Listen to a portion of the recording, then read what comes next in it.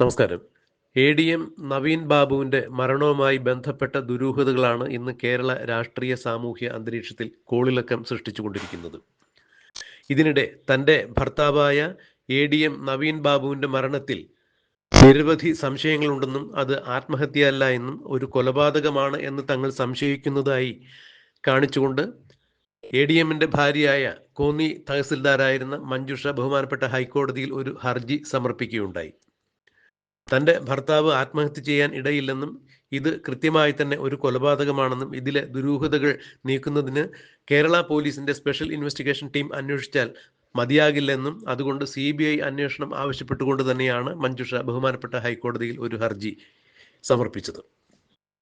ഈ ഹർജിയിൽ വിശദമായ വാദം കേൾക്കുന്നതിന് വേണ്ടി ഡിസംബർ 9-ാം തീയതിയിലേക്ക് മാറ്റിയിരിക്കുന്ന സാഹചര്യത്തിൽ ബഹുമാനപ്പെട്ട ഹൈക്കോടതി കേരള പോലീസിനോടും സ്പെഷ്യൽ ഇൻവെസ്റ്റിഗേഷൻ ടീമിനോടും ചില ചോദ്യങ്ങൾ ചോദിക്കുകയുണ്ടായി. എന്തൊക്കെയാണ് ഈ കേസിൽ നിങ്ങൾ നടത്തിയിട്ടുള്ള പുരോഗതി?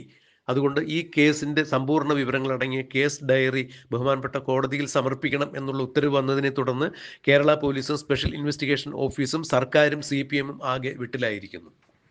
നാളിതുവരെയും നവീൻ ബാബുവിന്റെ മരണവുമായി ബന്ധപ്പെട്ട് യാതൊരു തരത്തിലുള്ള അന്വേഷണങ്ങളും നടത്തിയിട്ടില്ല എന്നുള്ളത് തന്നെയാണ് ഇവരെ വിരളി പിടിപ്പിക്കാനുള്ള കാരണം നവീൻ ബാബു കൊല്ലപ്പെട്ടതുമായി അഥവാ ആത്മഹത്യ ചെയ്തതുമായി ബന്ധപ്പെട്ട തെളിവുകൾ ശേഖരിക്കുന്നതിന് വേണ്ടി നവീൻ ബാബുവിന്റെ 2 ഫോൺ തന്നെ ഫോറൻസിക് പരിശോധനയ്ക്ക് അയച്ചിട്ടില്ല. അത് മജിസ്ട്രേറ്റ് കോടതിയിൽ ഹാജരാക്കിയിരിക്കുന്നു. കൂടാതെ നവീൻ ബാബു അവസാനമായി പോയ സ്ഥലങ്ങളിലുള്ള CCTV ദൃശ്യങ്ങൾ ഇതുവരെയും ശേഖരിച്ചിട്ടില്ല. നവീൻ ബാബുവിനെ അവസാനം ഇറക്കി വിട്ടു എന്ന് നവീൻ ബാബുവിന്റെ ഡ്രൈവറായ ഷംസുദ്ദീൻ പറഞ്ഞ മുനീശ്വരൻ കോവിലിന് പരിസരത്തുള്ള CCTV ദൃശ്യങ്ങൾ ഇതുവരെയും പോലീസിന് ശേഖരിക്കാൻ സാധിച്ചിട്ടില്ല. മാത്രമല്ല നവീൻ ബാബു അന്ന് രാത്രി കണ്ണൂരിൽ നിന്നും പത്തനംതിട്ടയിലേക്ക് യാത്ര ചെയ്യാൻ വേണ്ടി ട്രെയിനിൽ ടിക്കറ്റ് ബുക്ക് ചെയ്തിട്ടുണ്ടായിരുന്നു. റെയിൽവേ സ്റ്റേഷനിൽ നവീൻ ബാബു എത്തിയോ ഇല്ലയോ എന്നറിയുന്നതിനുള്ള സ്റ്റേഷനകത്തോ പുറത്തോ ഉള്ള CCTV ദൃശ്യങ്ങൾ പോലീസ് ഇതുവരെയും ശേഖരിച്ചിട്ടില്ല.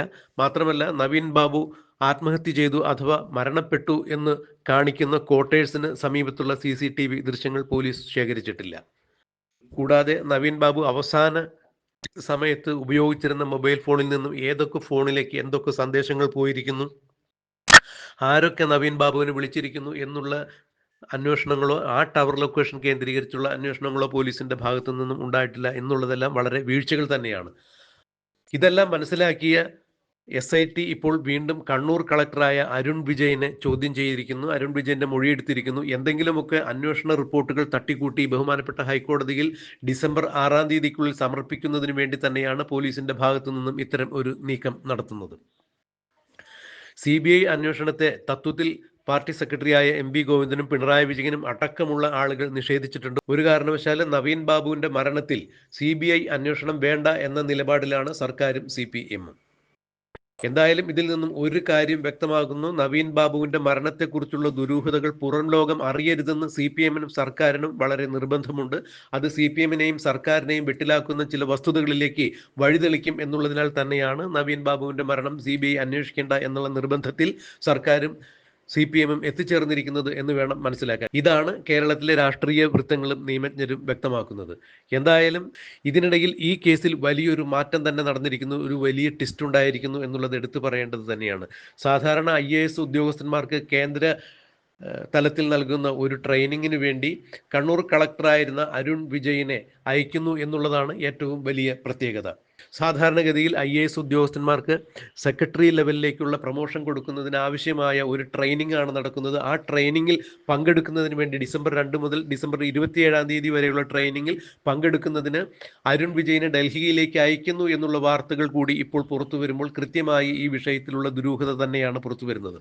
കാരണം നവീൻ ബാബുവിന്റെ മരണത്തെ കുറിച്ചും CBI അന്വേഷണം ആവശ്യപ്പെട്ടുകൊണ്ട് നവീൻ ബാബുവിന്റെ ഭാര്യ മഞ്ജുഷ ബഹുമാനപ്പെട്ട ഹൈക്കോടതിയിൽ നൽകിയ ഹർജിയിൽ ഡിസംബർ 9-ാം തീയതി മുതൽ വാദം നടക്കുമ്പോൾ ഈ സമയത്തെല്ലാം കളക്ടറെ ഇവിടെ നിന്നും മാറ്റി നിർത്തുക, അല്ല എന്നുണ്ടെങ്കിൽ ഇത്തരം വാദപ്രതിവാദങ്ങളും കോലാഹലങ്ങളും അടങ്ങിയതിനു ശേഷം തിരിച്ചു വരിക അല്ലെങ്കിൽ നാട്ടിലേക്ക് എത്തിക്കുക എന്നുള്ള ഉദ്ദേശത്തോടു കൂടി തന്നെയാണ് ഇപ്പോൾ കളക്ടറെ കേന്ദ്രത്തിലേക്ക് അയക്കുന്നത് എന്നുള്ളൊരു വാർത്ത കൂടി പുറത്തു വരുന്നു.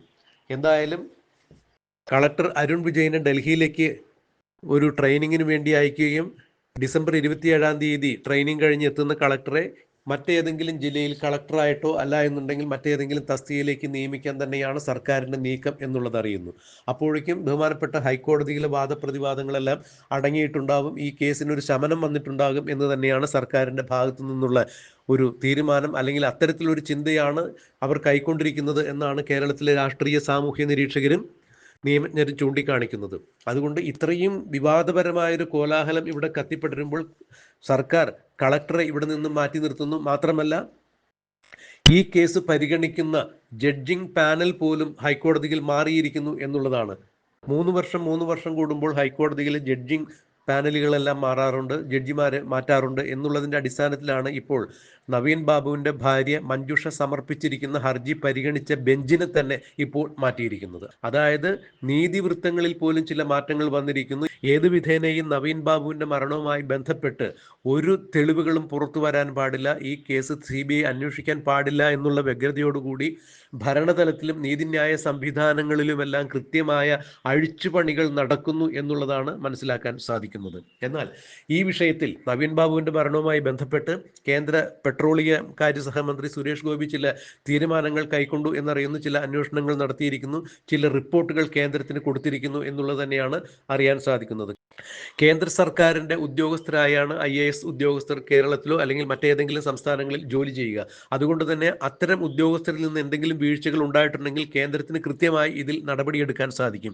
കേന്ദ്രമന്ത്രി എന്ന രീതിയിൽ സുരേഷ് ഗോപി കണ്ണൂരിൽ ADM നവീൻ ബാബുവിൻ്റെ മരണവുമായി ബന്ധപ്പെട്ട് നിരവധി രേഖകൾ സ്വീകരിക്കുകയും ഇതെല്ലാം കേന്ദ്രത്തിന് കൈമാറുകയും ചെയ്തിട്ടുണ്ട്. ഡൽഹിയിൽ ഒരുപക്ഷെ ട്രെയിനിങ്ങിന് എത്തുന്ന കണ്ണൂർ കളക്ടർ അരുൺ വിജയുമായി ഇത്തരത്തിൽ ഏതെങ്കിലും തരത്തിലുള്ള അന്വേഷണത്തിൻ്റെ ഭാഗമായി ചില ചോദ്യം ചെയ്യലുകൾ ഉണ്ടാവുകയാണെങ്കിൽ തീർച്ചയായും അതിൻ്റെ പരിണിത ഫലമായി കണ്ണൂർ ജില്ലാ കളക്ടർ കുറ്റം ചെയ്തിട്ടുണ്ട് എന്ന് ബോധ്യമാവുകയാണെങ്കിൽ അന്വേഷണ ഏജൻസികൾക്ക് അത് കൃത്യമായി തെളിയിക്കാൻ സാധിച്ചാൽ കണ്ണൂർ കളക്ടറായ അരുൺ വിജയ് തീഹാർ ജയിലിൽ അടയ്ക്കപ്പെടും എന്നുള്ളതാണ് ഇപ്പോൾ പുറത്തു വരുന്ന ചില വിവരങ്ങൾ. അങ്ങനെ സംഭവിക്കുമോ ഇല്ലയോ എന്നുള്ളതെല്ലാം വളരെ അന്വേഷണത്തിന് ശേഷം നടക്കുന്ന കാര്യം തന്നെയാണ്. എന്നാൽ അത്തരത്തിൽ ഒരു സൂചന തള്ളിക്കളയാൻ സാധിക്കുന്നില്ല എന്ന് തന്നെയാണ് നിയമവൃത്തങ്ങൾ ചൂണ്ടിക്കാണിക്കുന്നത്. കേന്ദ്ര പെട്രോളിയ കാര്യ സഹമന്ത്രി സുരേഷ് ഗോപി ADM നവീൻ ബാബുവിൻ്റെ വിഷയത്തിൽ കൃത്യമായ ചില നീക്കങ്ങൾ നടത്തിയിരിക്കുന്നു എന്നുള്ളതറിയുമ്പോൾ തീർത്തും കേരളത്തിലെ മുഖ്യമന്ത്രി പിണറായി വിജയനും ഭയപ്പാടോടുകൂടി തന്നെയാണ് ഈ വിഷയത്തെ സമീപിക്കുന്നത്.